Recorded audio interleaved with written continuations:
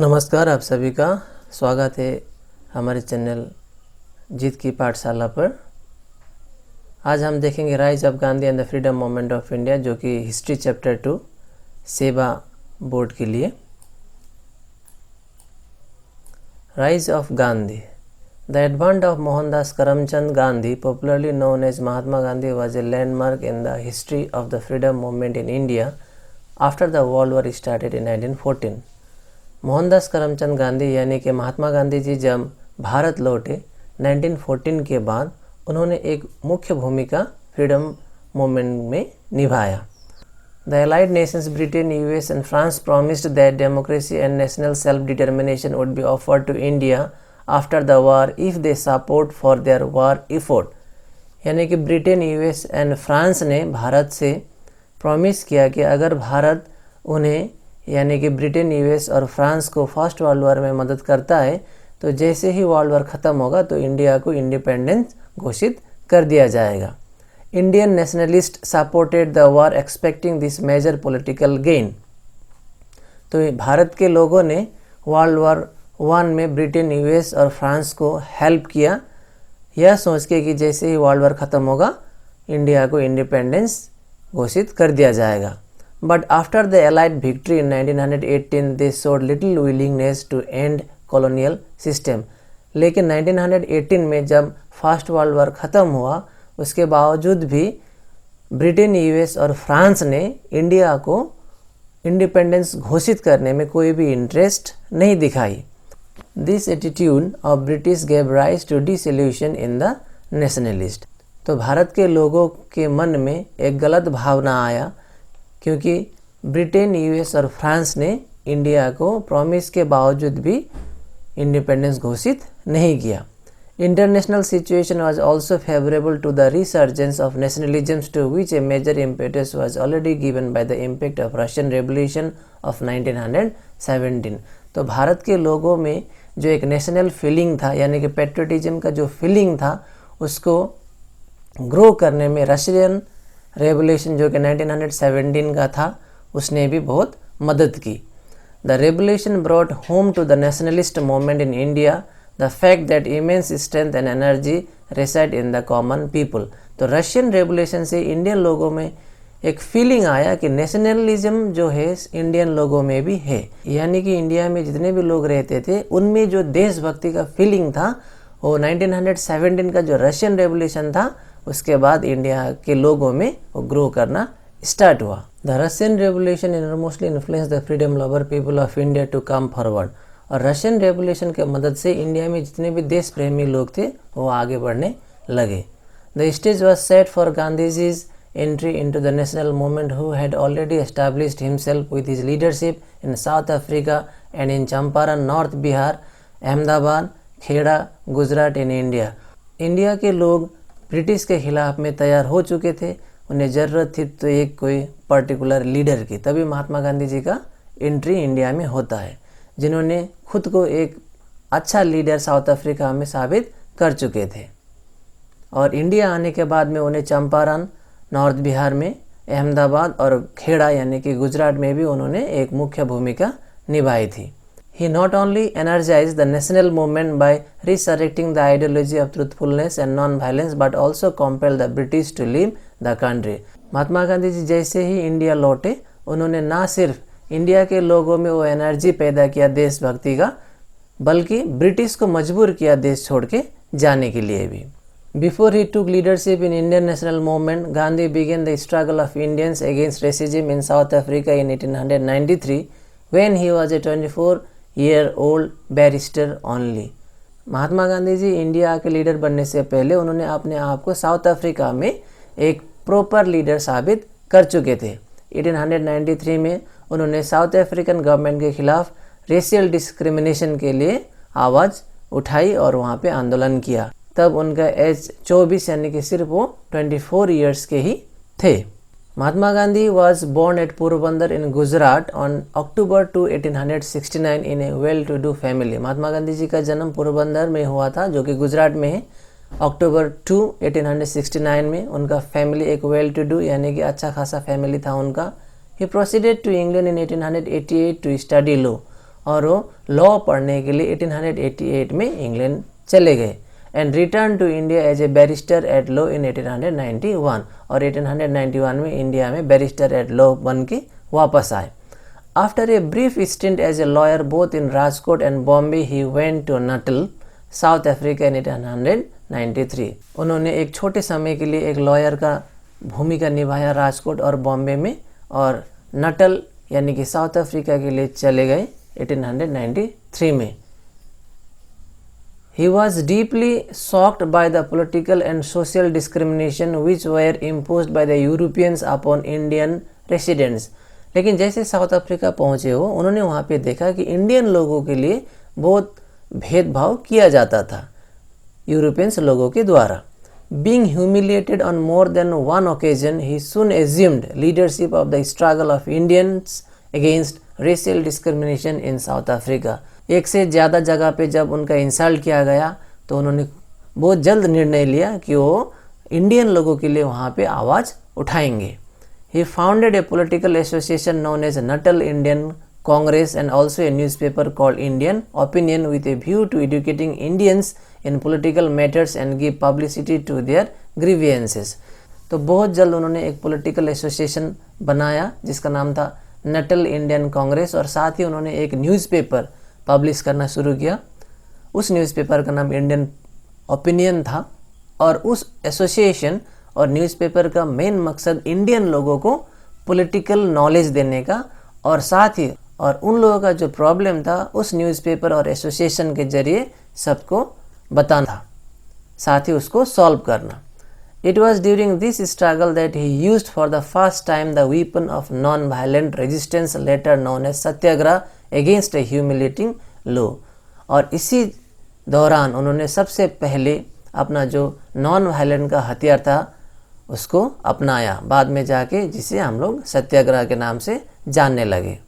The same strategy was adopted against another law which prevented Indians from entering into the Transvaal province।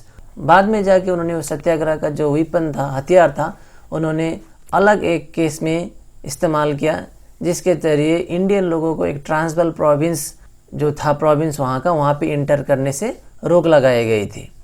Satyagraha was also offered against a judicial decision which made illegal all Indian marriages in South Africa which were not registered and performed in accordance with Christian rites। सत्याग्रह जो weapon था महात्मा गांधी जी ने तीसरी बार भी south Africa पे लगाई जब south African government ने ये डिसीजन दिया यानी कि डिक्लेयर किया कि अगर कोई भी इंडियन क्रिश्चियन धर्म के अनुसार शादी नहीं करता है तो उस शादी को मान्यता नहीं मिलेगी, यानी कि उस शादी को इलीगल घोषित कर दिया जाएगा। Gandhi was arrested and imprisoned for 9 months but later the government had to compromise in the form of Indian Relief Act and Gandhi was released। और उस सत्याग्रह के दौरान महात्मा गांधी जी को 9 महीने की जेल की सज़ा सुनाई गई, लेकिन इंडियन रिलीफ एक्ट के जरिए उनको बहुत जल्द रिलीज कर दिया गया। The word Satyagraha was first use by Gandhi in South Africa. तो महात्मा गांधी जी ने जो सत्याग्रह जो टर्म था सबसे पहले साउथ अफ्रीका में इस्तेमाल किया था। It is a compound of 2 separate words सत्य ट्रूथ एंड आग्रह एडरेंस होल्डिंग फर्स्ट। तो महात्मा गांधी जी ने जो सत्याग्रह मूवमेंट स्टार्ट किया था उस सत्याग्रह वर्ड में स्पेशली 2 वर्ड्स यानी कि 2 शब्द से बनाए गए हैं। पहला है सत्य यानी कि ट्रूथ सच्चाई एंड आग्रह यानी कि holding first. Its root meaning is holding on to truth. इसका जो ओरिजिनल मीनिंग है इसका अर्थ होता है कि सच्चाई का साथ दे के आगे बढ़ना। Gandhi explain that satyagraha was not mere passive resistance. Gandhi ji ने एक्सप्लेन किया कि सत्याग्रह सिर्फ किसी काम को रोकना या फिर किसी काम को बाधा देना नहीं है। It means intense political activity by large masses of people. उनके अनुसार सत्याग्रह एक ऐसा आंदोलन है जहाँ पे बहुत सारे लोग इकट्ठा होके एकजुट होके किसी के खिलाफ आवाज़ उठाते हैं। Non violence form the very basis of Satyagraha.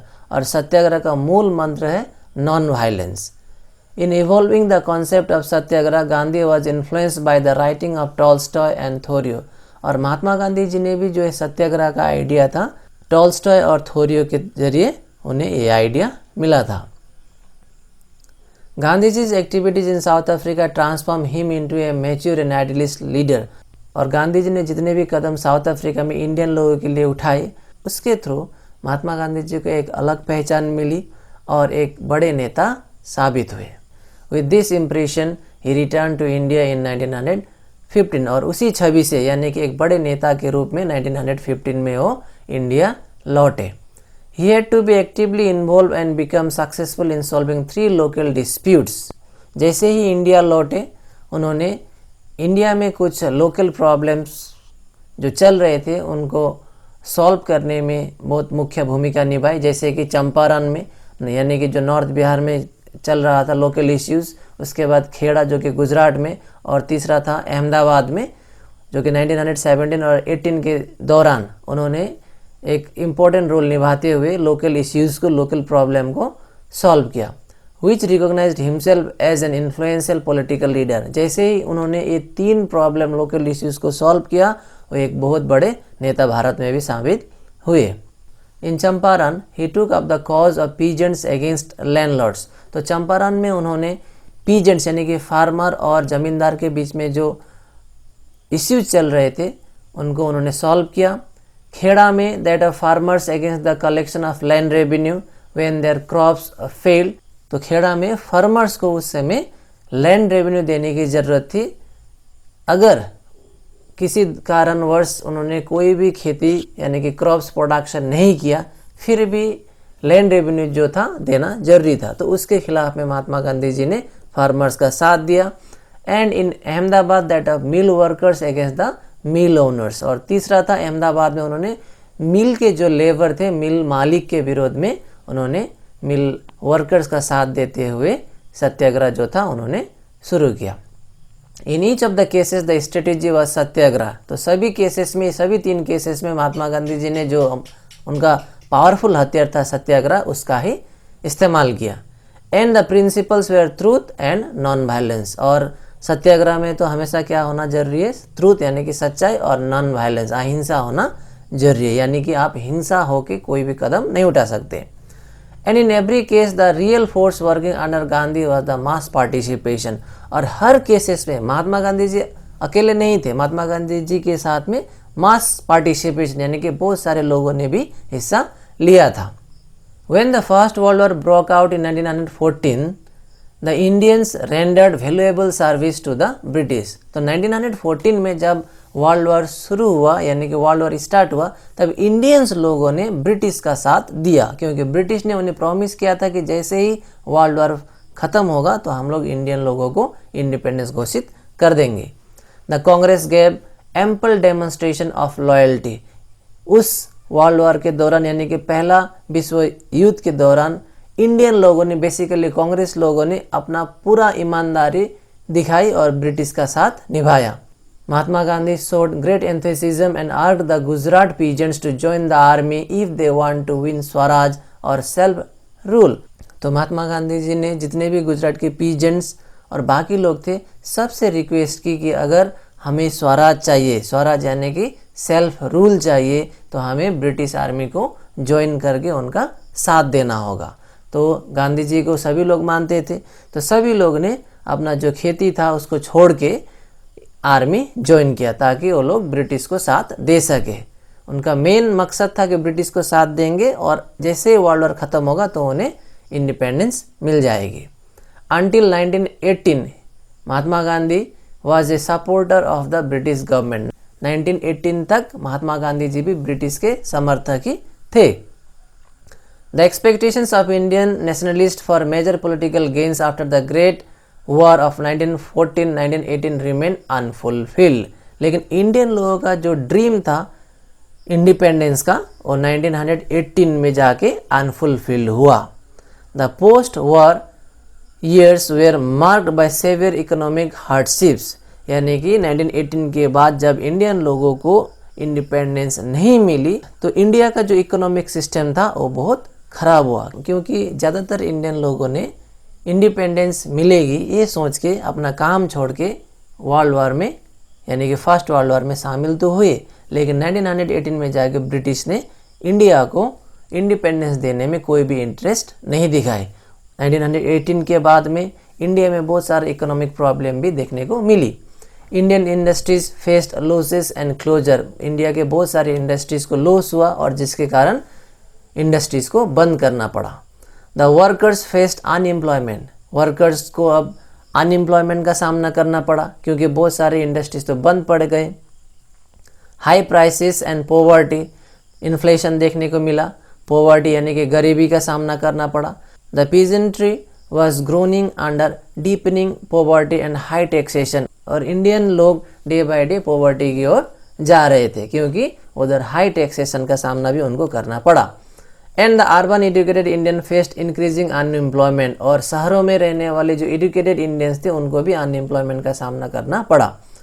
Almost all section of Indian society were adversely affected, और 1914 और 18 में जो लड़ाई हुआ विश्व युद्ध, उसके कारण हर सेक्शन के जो इंडियन लोग थे उन्हें मुसीबत का सामना करना पड़ा। Events of the year 1919 also disillusioned Gandhi, and from a cooperator of the British he turned to a non-cooperator, और 1919 में कुछ ऐसा हुआ जिसके कारण क्या हुआ, महात्मा गांधी जी एक कॉपरेटर से कम्प्लीटली नॉन कॉपरेटर, यानी कि पहले तो ब्रिटिश के सपोर्टर थे लेकिन बाद में जाके वो कम्प्लीटली ब्रिटिश के अगेंस्ट में हो गए। अब 1919 में क्या होता है उसको जानने के लिए आपको देखना होगा अगला वीडियो। Thank you for watching our video.